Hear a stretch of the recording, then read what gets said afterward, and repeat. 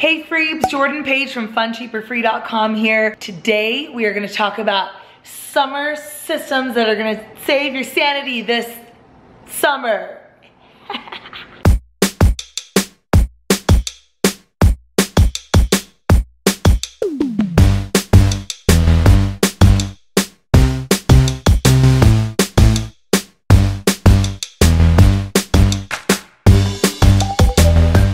As a budgeting and frugal living and productivity guru, some of the most common questions I've been getting lately are, girl, how do you keep your kids entertained and save your sanity this summer and your wallet? Let me tell you, it can be tricky. Summer can be rough, but it doesn't have to be. So today I'm gonna share with you 3 summer systems that help keep your kids working hard, keeps them accountable for their chores and allowance and activities, and also finds time in your summer for fun, hassle-free. The 3 systems I'm gonna teach you about today are Clipboards, Zones, and Bucket List. Let us start with the Clipboards. I've got 5 kids, 8 and under. If your kids are anything like mine, pretty much 100 times a day you hear, Mom, can I watch a movie? Mom, can I play on your phone? Mom, I'm so bored, where's the iPad? Mom, can I play the Xbox? Jimmy gets to play Xbox all day. Mom, could I please watch a show? I'm so bored. I got sick of being asked, so I finally wised up and came up with a system that gives everybody autonomy and responsibility for whether they get screen time or not, and it keeps the house clean, keeps everybody in check. What? I kid you not. I call it our Clipboard system. We also have a Clipboard system during the school year for homework. I will show you that once school begins, but this is how our summer Clipboards work. Our 3 older kids who are 5, 6, and 8, they each get a clipboard. Our 3-year-old has one as well. Hers is missing right now. Hers is very simplified. I'll show you that in a minute. On their clipboard are their daily responsibilities they have to accomplish every single day. In order for them to have screens or playtime, the list must be done. So we encourage our kids to get them done first thing in the morning. But if they take all day to do it, then whatever, so be it. That's totally up to them. They come down in the morning, they grab their clipboards, and they get started. Some of these things they can do without our supervision, like getting dressed, making the bed, putting clothes away, cleaning their room. Toward the bottom of the list, these are things that they have to come to us to do. Reading, for example, they need to do that in the same room as us, and they need to read out loud so we know that they're actually reading. My 5-year-old cannot read yet, hence the fact that his has clip art on it. We have him do ABC Mouse, which is a little reading program, for 15 minutes. But again, he has to do that next to us because it's done either on the computer or on the iPad, and both of those activities we like to supervise because with so much pornography floating around on the internet now, you just never know what kids are gonna stumble upon. Each kid, it says, put clothes away. What that means is, if you go to my laundry system video, I will link it below. It went viral because it's kind of a crazy but extremely effective laundry system. At the end of the night, I usually have a basket of clothes for each kid. So first thing in the morning, they need to fold those clothes and put them away. Every kid has a zone, even my 3-year-old. And I will tell you about zones in just a minute. Chores Sticks are basically our simplistic way of doing chores. There are some days where we just know right off the bat chores that need to be done, such as emptying the dishwasher, maybe there's clothes or towels that need to be folded, maybe there's a room that needs to be picked up, whatever. But a lot of times it's hard for me on the spot to come up with an age-appropriate chore for each kid. So to make everybody's life easy, I'll say, I don't know, just pick something out of the can. So they'll come over to this can, which just has plain popsicle sticks. We have written different chores. Some are bigger than others. Scratch Dad's back for 10 minutes. Okay. Looks like Bubba got a hold of the chore sticks here. Wash the windows. Put the balls away from the sport court outside. Put away the clean dishes. Pick up dog poop in the backyard. And no, we don't even have a dog anymore, but we've got neighbor dogs. Wiping door handles, mopping floors, dusting, anything that we can think of, we put on a chore stick. One thing we will do to adapt is we're going to have a big kid can and then a little kid can, because obviously certain chores are more age appropriate for kids 4 and younger, and that's something we're gonna work on probably over the next day or 2. But anyway, that's what keeps it simple. They have to do 2 chores every single day. And then lastly, it says help with family zone. I will explain family zones in just a minute. These clipboards are really simple. We keep them right here, and then we keep dry erase markers in the drawer. Every night before they go to bed, we wipe off the clipboards. They start clean every single day. So if they come to me and say, Mom, can I watch a show? All I have to say is your clipboard done? If it's not done, the answer is no. The pressure is off of me. The responsibility is on them. This is also how we track allowance. These are just responsibilities that have to be done as part of the family. The kids get half their age per week in allowance, and in order to get allowance, they need to have their clipboards done. My daughter, who's 6, for example, half her age per week is $3. We do clipboards Monday through Friday. We don't really worry about them as much on Saturday. Sometimes we do, sometimes we don't. But basically, for every day that the clipboard is done, she gets her portion of allowance that day, which is for her 50 cents per day. If there's a day where she doesn't complete her clipboard, she doesn't get her allowance for that day. But if they want to earn money above and beyond half their age per week, great. We are happy for them to earn as much money as they want. That's fine. So they can come to us and say, I would like to earn extra money. What can I do? We've got a whole drawer full of school books and workbooks. They can do pages out of the workbook. They will help us in the yard. They'll do additional chores.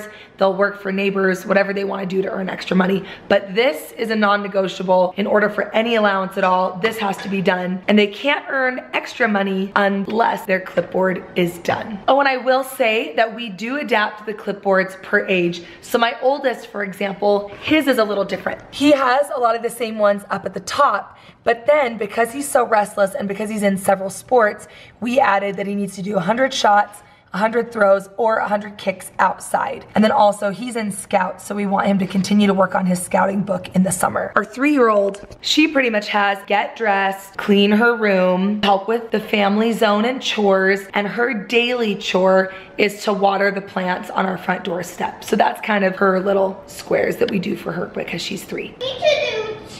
He's working on his clipboard right now. I have to do 2 more chores. 2 chores? Bring over your clipboard, I'll look at it. Oh, and the way that screens work is once their clipboard is filled out, we are still in charge of the screen time. They earn 30 minutes of screen time by having their clipboard done, and we choose when that is. So we issue them the iPad or turn on the show or whatever it is, and then we set the timer so it's regulated. They don't just get free reign the whole day. But wait, there's more! Because I love you, I have free printable versions of all of the charts I made for my kids in the description below, so check it out. All right, that's our clipboards. Let's move on to the zones. When it comes to zones, we've got 2 sets. The first set are what we call family zones. The second set are for the kids. So let's start with the kid zones. The zones have to be done before they can have play dates or screens. Over here, we have 4 zones that I have designated, and then over here just kind of explains what each of the zone entails. So backyard, for example, clean up the sandbox, put all the equipment away, make sure all the sheds are closed. The mud room is right there. It's where we come in from the garage. It gets really messy, so they just need to help put shoes away. There's also a bathroom in there, and so they're in charge of keeping that bathroom cleaned because it's the bathroom the kids use and it gets nasty. The kitchen and sunroom, which is pretty much all of this here, just like our main living space. The pillows put on the couches, if there's little toys that need to be put away, miscellaneous stuff on the counters, and then the car. Garbage is emptied, maybe they'll wash the windows for us, they'll vacuum it. I just have these little mini clips with each of the kids' names on them, and then every week we rotate the zones. Then on their clipboard, when it says clean your zone, they can come over and read this and see what their zone is for that week. And obviously for Davy, who's 3, we have to help her out a little bit. We just adapt it to fit her age. Now, the family zone. This is a list of rooms or areas of our house or yard that have just gotten completely out of hand, and I really want some help organizing them this summer. We choose 1 per week. This week we're focusing on the mudroom. And then on the clipboards, whenever it says help with the family zone, we do what we call a power half hour. And at some point in the day, we'll set the timer for 30 minutes, we'll turn on music, and all of us as a family will clean up a zone together. Some days it is this specific zone off the list, but some days it's like, hey guys, the kitchen's a mess, The zone today is the kitchen. This has been amazing. We're only 2 weeks into summer and already we've completely conquered some of these spaces that I expected would take a lot longer than a week. So it's been really great. All right, so those are the zones. Now let me show you the last thing on the list, which is the bucket list. I am a huge believer in bucket lists. We like to make a winter bucket list around Christmas time, but our favorite bucket list is our summer bucket list. It does not have to be fancy. You can jot it on a piece of paper. You can write it on a poster board, whatever. I highly recommend making a list of fun things that you want to do or accomplish this summer with your kids. Maybe you're sitting around at breakfast or at dinner one day and everybody shouts out some ideas. Put it somewhere visual that the whole family can see. And then throughout the summer, it keeps you focused and it keeps you motivated, because our kids, for example, will tell them, hey you guys, at the end of the week, let's keep working really hard on our clipboards and we'll choose a bucket list item to cross off this weekend. Let me show you our bucket list. This is just a background that I found in Canva, and then I just added some text overlay and made our own little list. And then I got this printed at Costco. It was only $9.99. As you can see, we've already been able to cross off several, and it's been so fun for the kids to see all of the fun things that we have done so far. One of the things that I really stress in Productivity Bootcamp, which is my productivity program, is the idea of balance. And that balance means being realistic and balancing real life. Sometimes we beat ourselves up as parents because in the summer we just feel like we're not entertaining our kids enough, or that if they're bored, that's our problem.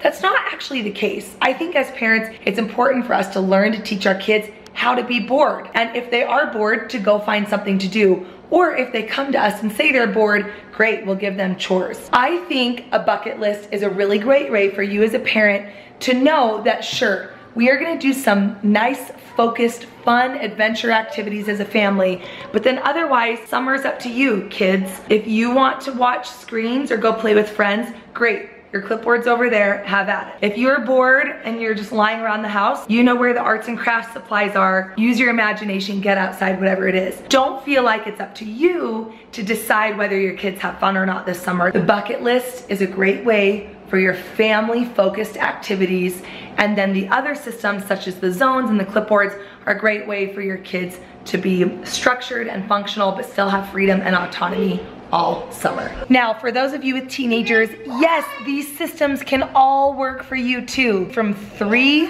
on up to 18. Just adapt it. But if your teenagers want to go out with friends, play on the Xbox or whatever, guess what? They live in your house, they have responsibilities too. It's okay for them to have a daily list or a zone to complete before they get fun. So there you go, those are our summer systems. What are yours? Share in the comments below the things that you do in the summer to stay sane and keep your kids occupied and organized and from killing each other. Be sure to subscribe, and of course, use the code YouTube to get 10% off my budgeting program or my productivity program, both linked below. All right, gotta get going with the chores today. I will talk to you guys soon. There it is. We're working on the mud room. Yeah.